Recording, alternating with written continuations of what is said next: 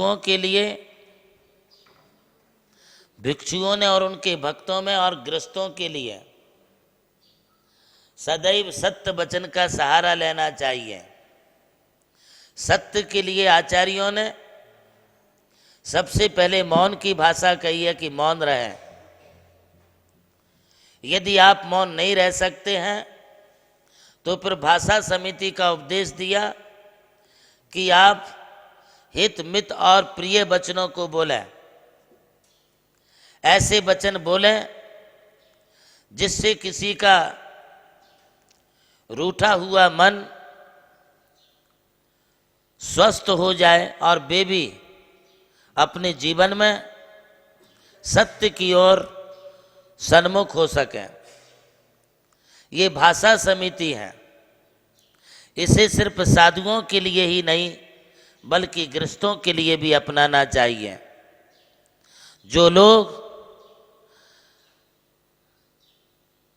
गलत बोलते हैं, कड़वा बोलते हैं, झूठ बोलते हैं, उनकी बात कोई सुनता नहीं है।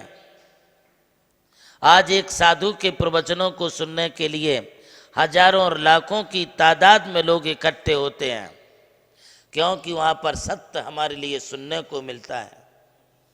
जहाँ झूठा प्रलाप होता है, झूठी बातें होती हैं, वहाँ पर लोग इकट्ठे नहीं होते हैं।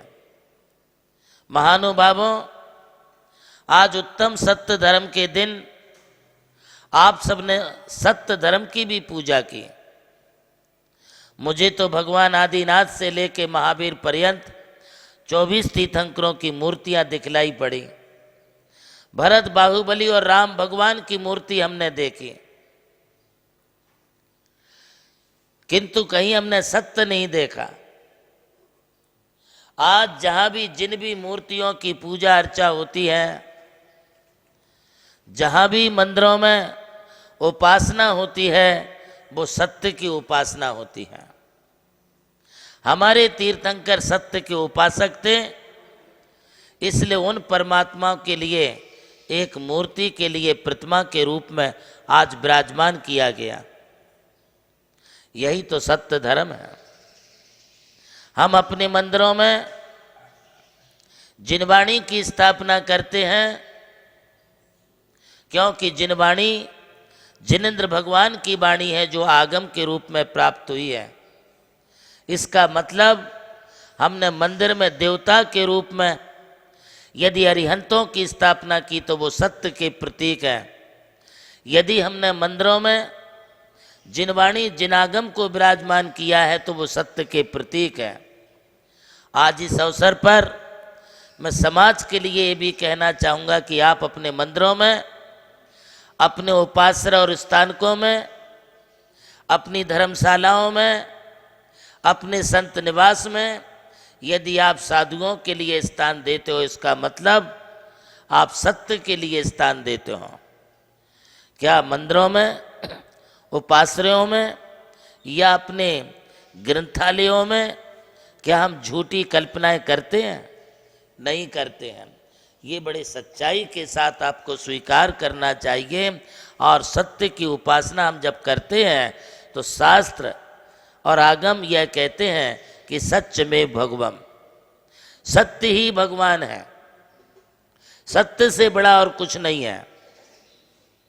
आप अपना ईमान छोड़ करके पैसे के लिए यदि झूठ बोलते हैं तो तुमसे नीचे गिरा हुआ इंसान और कोई दूसरा नहीं हो सकता है। जो अपने दुष्कर्मों को बचाने छिपाने के लिए, जो अपने पापों को छुपाने के लिए झूठ पर झूठ, झूठ पर झूठ, झूठ पर झूठ बोलता है, उस जैसा व्यक्ति, उस जैसा अन्यायी और कोई दूसरा नहीं हो सकता है।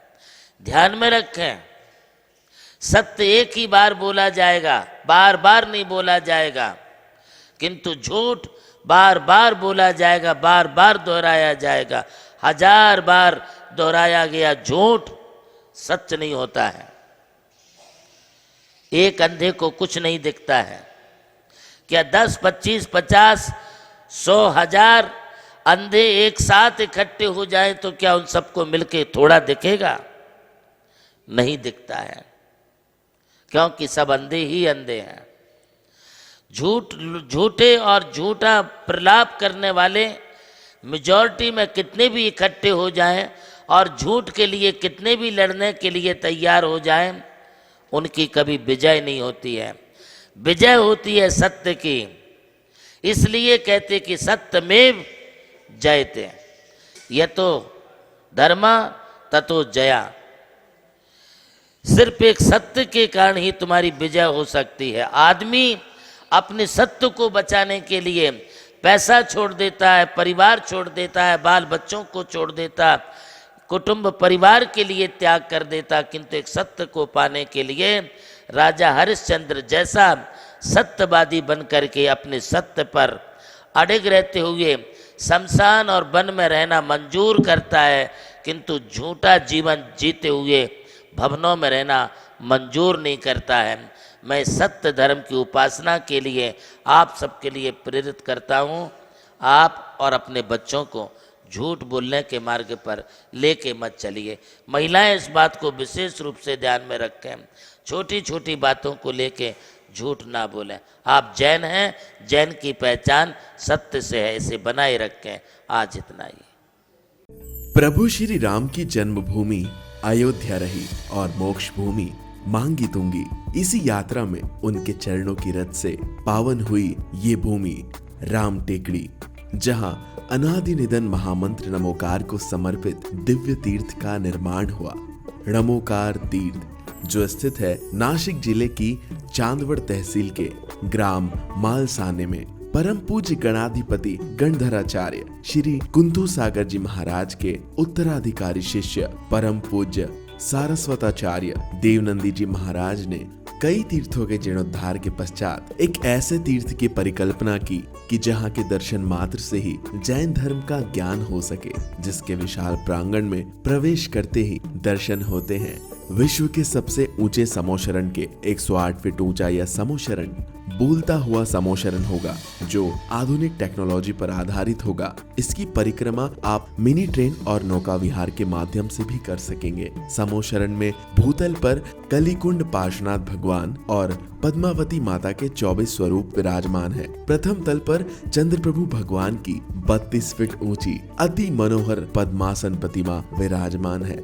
विश्व के सबसे ऊंचे पंच परमेष्टि के 51 और 31 फीट की प्रतिमाएं भी यहाँ पर स्थित हैं। साथ ही जैनागम के महान गुरुओं को समर्पित अति सुंदर गुरु मंदिर है।